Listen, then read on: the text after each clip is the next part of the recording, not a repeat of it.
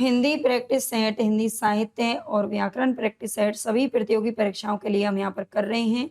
और आज ये सेट लगभग हमारा 14वें नंबर का है। इससे पहले हम 13 कर चुके हैं। अगर आपको देखने हैं तो सारे ज़रूर देख लेना। प्लेलिस्ट बनी हुई है। चलते हैं अपने पहले क्वेश्चन की तरफ और बताइए मुझे कि आपके 80 में से कितने परसेंट सही हो रहे हैं। काफ़ी अच्छे परसेंट आपको देखने के मिलेंगे और ये आप ज़रूर बताया करो कमेंट में कि कितने परसेंट आपके सही हो पा रहे हैं, ताकि उसी हिसाब से आपके लिए जो है प्रैक्टिस करवाई जा सके। तो पहला क्वेश्चन है यहाँ पर, किन की छत्र छाया में रहकर बालिका मीरा के हृदय में गिरधर गोपाल के प्रति अनन्य आस्था उत्पन्न हुई थी। मीराबाई आप जानते हैं श्री कृष्ण की कितनी बड़ी भक्त थी, यानी कि सब कुछ उन्होंने अपना उन्हीं को माना हुआ था। तो उनके अंदर इतनी आस्था किसके छत्र छाया में रह करके उत्पन्न हुई थी? तो यहाँ पर हमारा राइट ऑप्शन क्या हो जाएगा? राव दूधा। ठीक है, यहाँ पर हमारा बी ऑप्शन सही हो जाएगा, राव दूधा। यानी कि उनके दादा का नाम था क्या? राव दूधा। उनके कौन थे? दादाजी थे।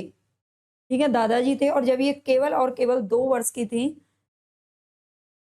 है ना? जब केवल 2 वर्ष की थी तभी उनकी जो है माँ की तो मृत्यु हो गई थी, है ना? माता का देहांत हो गया था और उनके जो दादा थे वो राव दूता ने उन्हें उनका जो है पालन-पोषण किया था, याद रखना है। और अपने साथ भी ले गए थे, वो मेड़ता था। कहीं कभी-कभी बताया जाता है कि इनका जन्म मेड़ता में हुआ था, लेकिन मेड़ता में इनके दादा ले गए थे गाँव में। और ये वे एक योद्धा होने के साथ-साथ भक्त हृदय व्यक्ति भी थे और उनका प्रभाव इन पर दिखाई देता है। इनका जन्म था इटावा में। इनका जन्म इटावा में 1673 ईस्वी में हुआ था। इनमें से किसका जन्म है जो 1673 ईस्वी में इटावा के अंदर हुआ था?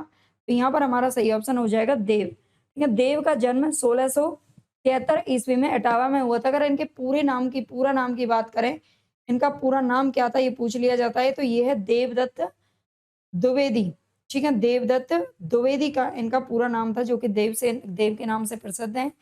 नेक्स्ट क्वेश्चन है, इनमें से कौन-सी रचना है जो घनानंद की नहीं है? इनमें से कौन-सी रचना है घनानंद की नहीं है, जो कि रीतिमुक्त काव्य धारा के कवि हैं घनानंद? काव्य मंजरी, इश्कलता, रसभूषण या फिर इश्कनामा? तो यहाँ पर हमारा 3 में राइट ऑप्शन क्या हो जाएगा? 3 के अंदर तो ये पूछ रहा है घनानंद की है, तो केवल इसमें से जो इश्कलता है वही घनानंद के द्वारा लिखी गई है। ठीक है, इश्कलता केवल इन्हीं के द्वारा। इश्कनामा की बात करें तो ये बोधा कवि की है। ठीक है, बोधा कवि की है। कौन-सी? इश्कनामा। दोनों को याद रखना। श्रीचंद और लक्ष्मीचंद किनके 2 पुत्र थे? श्रीचंद और लक्ष्मीचंद इन दोनों इनमें से किसके पुत्र थे? तो यहाँ पर हमारा 4 में राइट ऑप्शन हो जाएगा गुरु नानक देव। ठीक है, गुरु नानक देव के पुत्र थे दोनों के दोनों, जिनका जन्म हुआ था कहाँ पर? तलवंडी लाहौर के अंदर। कौन-सी कहानी है जो निराला ने नहीं लिखी है? इनमें से कौन-सी कहानी निराला की नहीं है? पद्मा और लिली, रोज, उन्मादिनी या फिर गोधूली? तो सही ऑप्शन हमारा हो जाएगा रोज। ये अज्ञे के द्वारा लिखी गई कहानी है। आपको आज के प्रश्न कैसे लगे हैं जरूर बताना कमेंट में। रेवंत गिरिराज किसकी काव्य कृति है? बताइए। 6 में हमारा राइट ऑप्शन क्या हो जाएगा? रेवंत गिरिराज किसकी कृति है? ये विजय सेन सूरी के द्वारा लिखी गई है। ठीक है, विजय सेन सूरी के द्वारा लिखी गई है रेवंत गिरिराज। गदाधर भट्ट किस भाषा के सुप्रसिद्ध कवि थे? गदाधर भट्ट किस भाषा के सुप्रसिद्ध कवि थे? तो यहाँ पर हमारा राइट ऑप्शन हो जाएगा ब्रज भाषा। ठीक है, गदाधर भट्ट को ब्रज भाषा का कवि माना जाता है। कौन सा अयोध्या सिंह उपाध्याय हरिऔध का खड़ी बोली में लिखा गया प्रथम महाकाव्य है?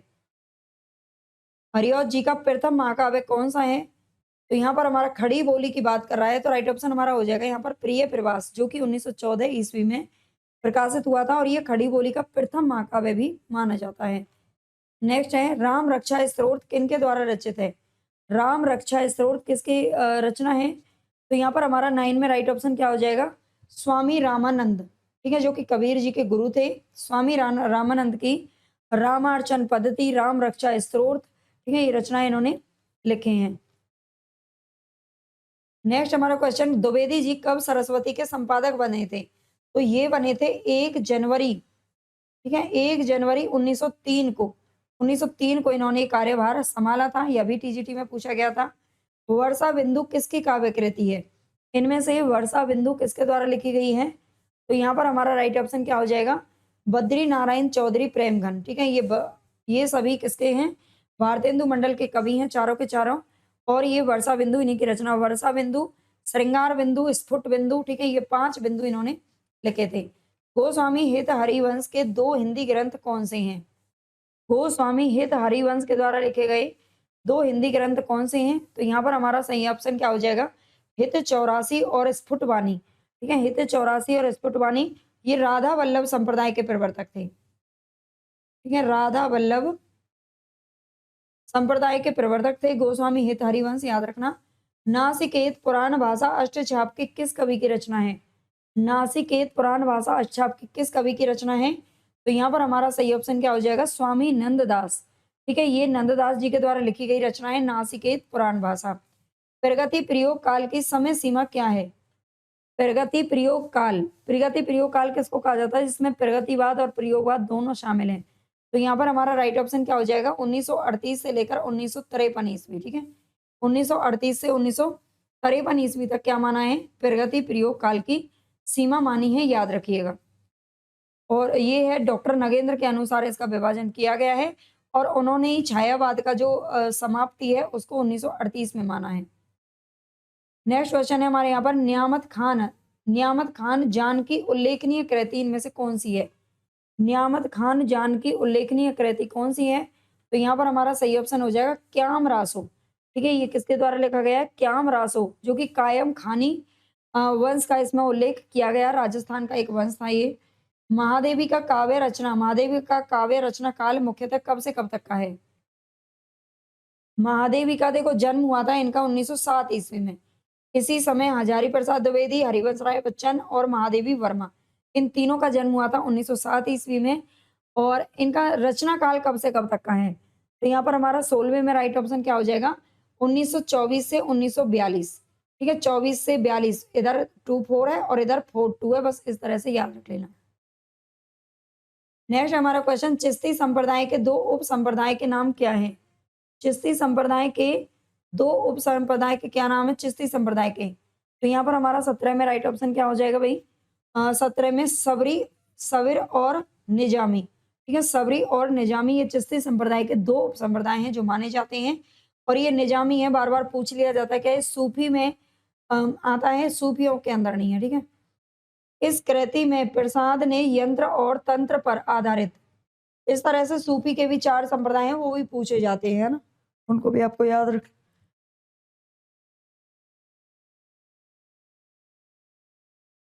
किस कृति में प्रसाद ने यंत्र और तर्क पर आधारित समाज के चित्रण के साथ साथ शैव दर्शन की अभिव्यक्ति भी की है?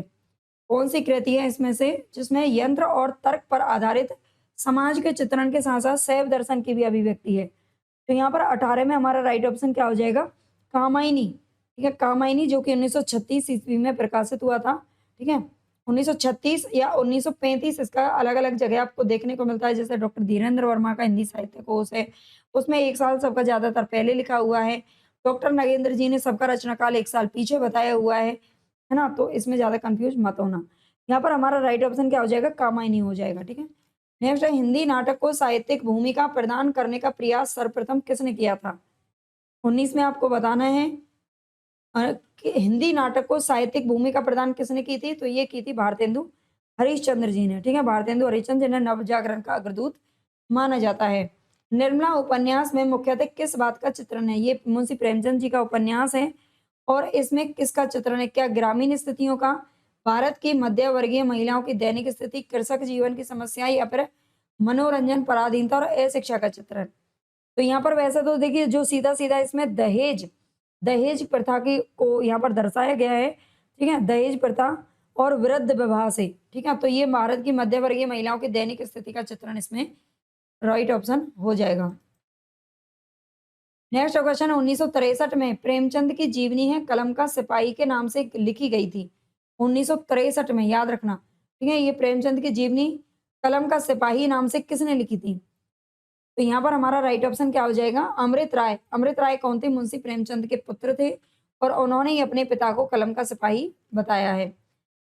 मुहु मुहु कुहू कुहू कुहू की कोयल, इस पंक्ति में किस प्रकार के सौंदर्य की छटा देखी जा सकती है? बताइए, ये नाद है, नाद सौंदर्य। मुहु मुहु कुहू कुहू कुहू की कोयल, 22 में आपको बताना है राइट ऑप्शन हमारा कौन सा हो जाएगा? इसमें नाद सौंदर्य की चेष्टा की गई है। ठीक है, नाद सौंदर्य की छटा इसमें देखी गई है, याद रखना।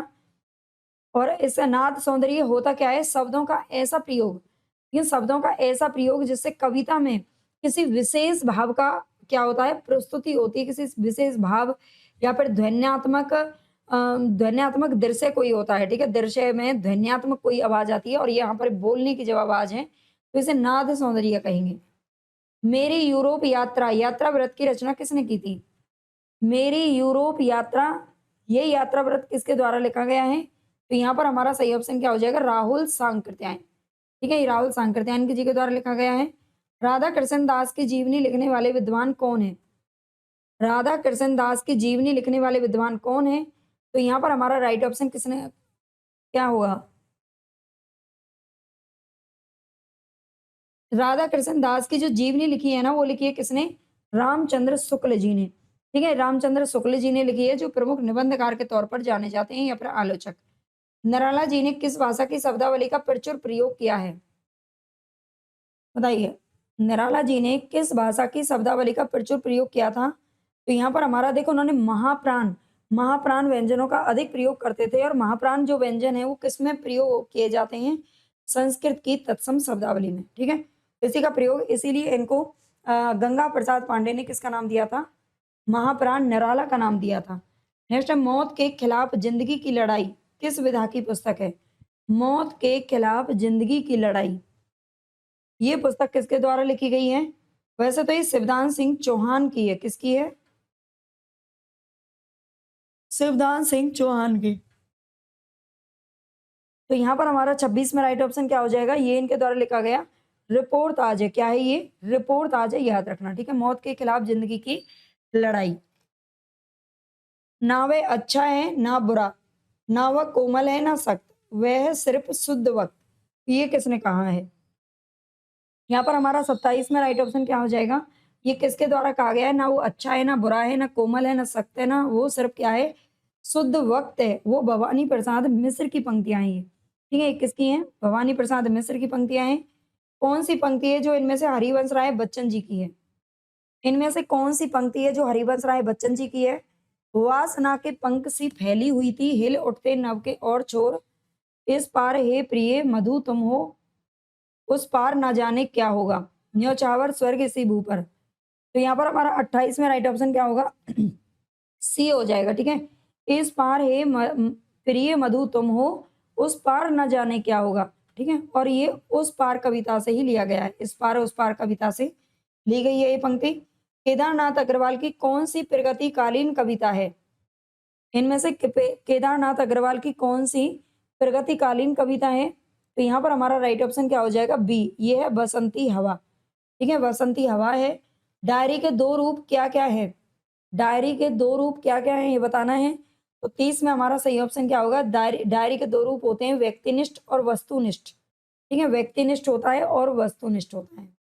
नागा अर्जुन की भाषा कौन सी है? नागा अर्जुन की भाषा इनमें से कौन सी है? तो राइट ऑप्शन हमारा हो जाएगा खड़ी बोली। ठीक है, यहाँ पर तो प्रगतिवाद तक तो जाकर सब लोग खड़ी बोली में ही रचना करने लगे थे। ब्रज और अवधि बहुत पीछे छूट गई थी। त्रिशंकु निबंध किसने लिखा है? त्रिशंकु जो निबंध है किसके द्वारा लिखा गया है? तो 32 में हमारा राइट ऑप्शन हो जाएगा, ये है अज्ञे जी के द्वारा लिखा गया है। ठीक है, अज्ञे जी के द्वारा लिखा गया है। और मन्नू भंडारी ने भी कहानी लिखी है कि त्रिशंकु नाम से इनका कहानी संग्रह है, याद रखना, और अज्ञे का निबंध है। सन 1925 ईस्वी में कौन सी पत्रिका प्रारंभ हुई थी? सन 1925 ईस्वी में कौन सी पत्रिका प्रारंभ हुई थी? तो यहाँ पर हमारा सही ऑप्शन हो जाएगा कल्याण। ठीक है, कल्याण पत्रिका का प्रकाशन होना शुरू हुआ था 1925 ईस्वी से, याद रखिएगा। हिंदी का एक पत्र साहित्य है, हिंदी का एक पत्र साहित्य इनमें से कौन सा है? तो यहाँ पर हमारा राइट ऑप्शन क्या होगा? हिंदी का एक पत्र साहित्य चिट्ठी पत्री। क्या हो जाएगा? चिट्ठी पत्री हो जाएगा। जिंदगी मुस्कुराई, ये किसका संस्मरण है? जिंदगी मुस्कुराई किसका संस्मरण है? तो यहाँ पर हमारा राइट ऑप्शन क्या हो जाएगा? कन्हैया लाल मिश्र प्रभाकर। ठीक है, जिंदगी मुस्कुराई किसका संस्मरण है? तो कन्हैया लाल मिश्र जी का है। कभी ना हो नहीं चतुर कहाऊं, मति अनुरूप राम गुण गाऊं, ये किसकी पंक्ति है? कभी ना हो नहीं चतुर कहाऊं, मति अनुरूप राम गुण गाऊं, है ना, अपनी बुद्धि के अनुसार मैं राम के गुण गाऊं, ये किसकी पंक्ति है? तो यहाँ पर हमारा 36 में राइट ऑप्शन क्या हो जाएगा? तुलसीदास। ठीक है, ये तुलसीदास की पंक्तियां हैं, याद रखिएगा। नेक्स्ट हमारा क्वेश्चन यहाँ पर क्या होगा, प्रयोगवादी कवि भावुकता के स्थान पर किसको स्वीकार करते हैं? जो प्रयोगवादी कवि हैं ये भावुकता के स्थान पर किसको स्वीकार करते हैं? तो राइट ऑप्शन हमारा हो जाएगा ठोस बौद्धिकता को। ठीक है, किसको करते हैं? ठोस बौद्धिकता को स्वीकार करते हैं। इनमें से कौन सा रेखा चित्र है जो राम वृक्ष बेनीपुरी का है? इनमें से कौन सा रेखा चित्र राम वृक्ष बेनीपुरी का है? कुंज बिहारी, कुल्ली भाट, रेखाएं बोलुटी या माटी की मूरतें? तो यहाँ पर हमारा 38 में राइट ऑप्शन क्या हो जाएगा? माटी की मूरतें। ठीक है, माटी की मूरतें राम वृक्ष बेनीपुरी जी के द्वारा लिखा गया है। नेक्स्ट क्वेश्चन है हमारे यहाँ पर, मात्रिक छंदों में ही किसने समस्त काव्य की रचना की थी? मात्रिक छंदों में ही किसने समस्त काव्य की रचना की थी? तो यहाँ पर 39 में हमारा राइट ऑप्शन क्या हो जाएगा? सुमित्रा नंदन पंत। ठीक है, सुमित्रा नंदन पंत ने मात्रिक छंद में ही अपने समस्त काव्य की क्या की है? रचना की है। मेरा क्षुद्र व्यक्तित्व रुद्ध है, सीमित है आटा चाल, आटा दाल नमक लकड़ी के जुगाड़ में, ये रचनाकार के इसके रचनाकार कौन है? मेरा क्षुद्र व्यक्तित्व रुद्ध है, सीमित है आटा दाल नमक और लकड़ी के जुगाड़ में है। तो यहाँ पर हमारा 40 में राइट ऑप्शन क्या हो जाएगा? सुमित्रा नंदन पंत। ठीक है, ये मेरा क्षुद्र व्यक्तित्व रुद्ध है, सीमित है आटा दाल नमक और लकड़ी के जुगाड़ में। ठीक है, ये जो पंक्तियां हैं ना वो भाई किसकी हैं? ये पंक्तियां नागा अर्जुन के द्वारा लिखी गई हैं, जो कि प्रगतिवादी कवि हैं। ठीक है, पंत की ऐसी कोई पंक्ति नहीं मिलती है, नागा अर्जुन की पंक्ति है। इसमें थोड़ा सा ऊपर नीचे हो गया है तो याद रखना। ठीक है, इसमें बी ऑप्शन सही हो जाएगा वैसे, नागा अर्जुन। नेक्स्ट है हमारा क्वेश्चन, मैथिली शरण गुप्त की पहली काव्य कृति जो संवत 1967 में प्रकाशित हुई थी कौन सी है? मैथिली शरण गुप्त की इनमें से पहली काव्य कृति कौन सी जो 1967 में प्रकाशित हुई थी? संवत, संवत की बात कर रहा है। अगर संवत है और इसमें से ईस्वी निकालेंगे तो कितना हो जाएगा? बताइए कितना हो जाएगा? ये हो जाएगा 01910, यानी कि 1910 ईस्वी बता रहा है। तो यहाँ पर 41 में हमारा देखिए, वैसे 1909 ईस्वी में, 1909 ईस्वी इसका हर जगह पर लिखा हुआ मिलता है ना, और जयद्रथ वध आया था 1910 में, लेकिन इसमें 1910 संवत 1967 के हिसाब से 1910 इसका बताया गया है। ठीक है, तो रंग में भंगी हो जाएगा। वैसे पहली काव्य कृति यही है इनकी। भरत मुनि के कथन के अनुसार किस रस को अभिनय में दिखाना संभव नहीं है? भरत मुनि के कथनानुसार किस रस को अभिनय में दिखाना संभव नहीं है? श्रृंगार, बीभत्स, शांत या फिर हास्य रस? तो 42 में हमारा सही ऑप्शन क्या होगा भाई? शांत रस को कैसे दिखा सकते हो आप, है ना? शांत रस को कैसे दिखा सकते हो? इसको संभव थोड़ी है, ये तो फील करने वाली चीज है। मतलब शांत बैठे सब कोई। कबीर के दूसरे गुरु कौन थे? तो दूसरे गुरु की बात कर रहा है। पहले गुरु तो थे इनके कौन? रामानंद स्वामी। ठीक है, 43 में हमारा सही ऑप्शन क्या होगा? रामानंद स्वामी इसके इनके पहले गुरु के रूप में माने जाते हैं। और जो मुसलमान है, मुसलमान कबीर के गुरु के रूप में शेख तकी को मानते हैं। ठीक है, और शेख तकी के कहने पर ही कबीर को सिकंदर के द्वारा गंगा में डुबोया गया था जंजीरों से बांधकर। ठीक है, ये भी बताया जाता है। जायसी की भाषा और शैली क्या है? जायसी यानी कि जायसी की भाषा और शैली क्या है? तो राइट ऑप्शन हमारा हो जाएगा ठेठ अवधि और दोहा चौपाई। ठीक है, ठेठ अवधि इनकी भाषा है और शैली क्या है? दोहा चौपाई है। नेक्स्ट है, रचना काल की दृष्टि से ये भारतेंदु को छोड़कर अन्य सबसे अधिक सशक्त एवं प्रभावशाली सिद्ध होते हैं। बाल मुकुंद गुप्त के बारे में कथन किसने कहा है? यहाँ पर आपको बताना है। 45 में राइट ऑप्शन क्या होगा? रचना काल की दृष्टि से ही ये भारतेंदु को छोड़कर अन्य सबसे अधिक सशक्त एवं प्रभावशाली सिद्ध होते हैं। बाल मुकुंद गुप्त के बारे में कथन किसने कहा है? तो यहाँ पर हमारा 45 में राइट ऑप्शन क्या हो जाएगा? रामचंद्र शुक्ल। ठीक है, ये रामचंद्र शुक्ल जी कहते हैं। सुजान रसखान में किस विषय पर कवित्व सवैया है? सुजान रसखान में किस विषय पर कवित्व सवैया लिखे गए हैं?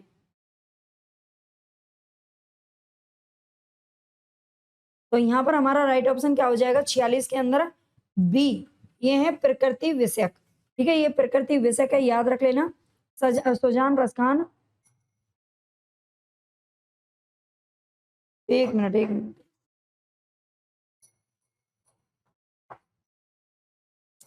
प्रकृति विषयक नहीं है, ये कृष्ण विषयक है। ये किसके द्वारा लिखी गई है? एक सेकंड यहाँ पर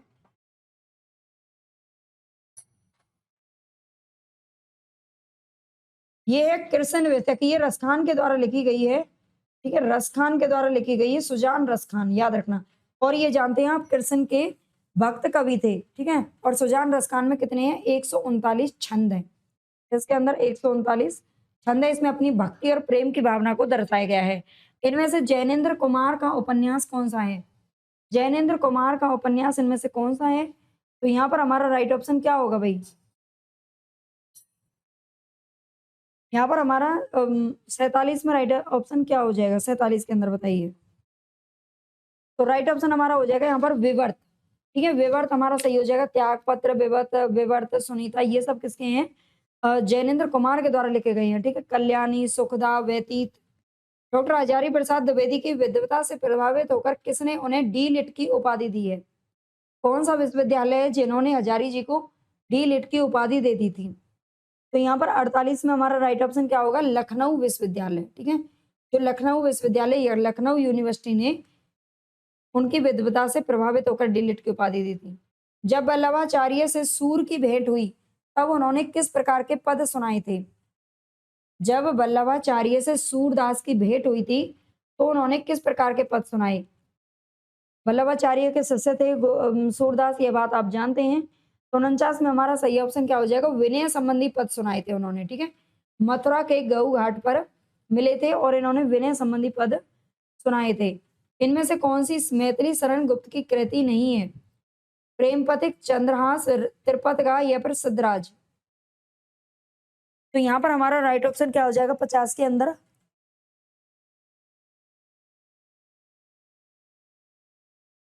प्रेम पथिक किसके द्वारा लिखी गई है? जयशंकर प्रसाद के द्वारा लिखी गई है। ठीक है, प्रेम पथिक इसे पहले ब्रज भाषा में लिखा गया था और बाद में 1913 में इसे इसमें कर दिया गया था, खड़ी बोली में लिख दिया गया था, यानी कि परिवर्तित कर दिया था। कौन सी रचनाएं जो डॉक्टर रामविलास शर्मा की है? इनमें से डॉक्टर रामविलास शर्मा की एक ही रचना है और वो है प्रगति और परंपरा। ठीक है, प्रगति और परंपरा। मौर्य विजय किसकी थे? सियाराम शरण गुप्त की है। बिहारी के दोहे पढ़ते ही महाराज की आंखें खुल गई, ये महाराज कौन थे? तो महाराज जयसिंह थे, जयपुर के राजा थे और इनकी आंखें खुल गई थी बिहारी के दोहे पढ़ते ही। पद्मावत में किन तत्वों का प्रतिपादन किया गया है? पद्मावत के अंदर किन तत्वों का प्रतिपादन किया गया है? तो यहाँ पर हमारा 53 में राइट ऑप्शन क्या हो जाएगा? इसमें बुद्धि, रागात्मक और कल्पना तत्व। ठीक है, बुद्धि, रागात्मक और कल्पना तत्व की प्रतिपादन है। किसने केशव को 21 ग्राम दान में दिए थे? किसने केशव जी को, केशव दास को 21 ग्राम दान में दिए थे? तो जिनके दरबार में रहते होंगे भाई वही देगा जिनकी बढ़ा चढ़ा करके प्रशंसा करते हैं। ऐसा होता ही है ना, आप नेताओं की प्रशंसा करो आपको भी कोई ना कोई पद मिल जाएगा, है ना। आप जो भी सत्ता में बैठे हुए लोग होते हैं, अगर आप उनकी प्रशंसा करते हो तो भाई कुछ ना कुछ तो हासिल हो ही जाएगा। ठीक है, तो यहाँ पर हमारा 54 में राइट ऑप्शन क्या हो जाएगा? केशव किसके दरबार में रहते थे?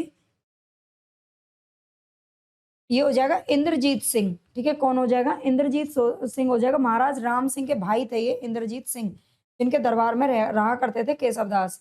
मिथक के माध्यम से युग सत्य को सजीव साकार रूप में प्रस्तुत करने वाले कवि कौन है?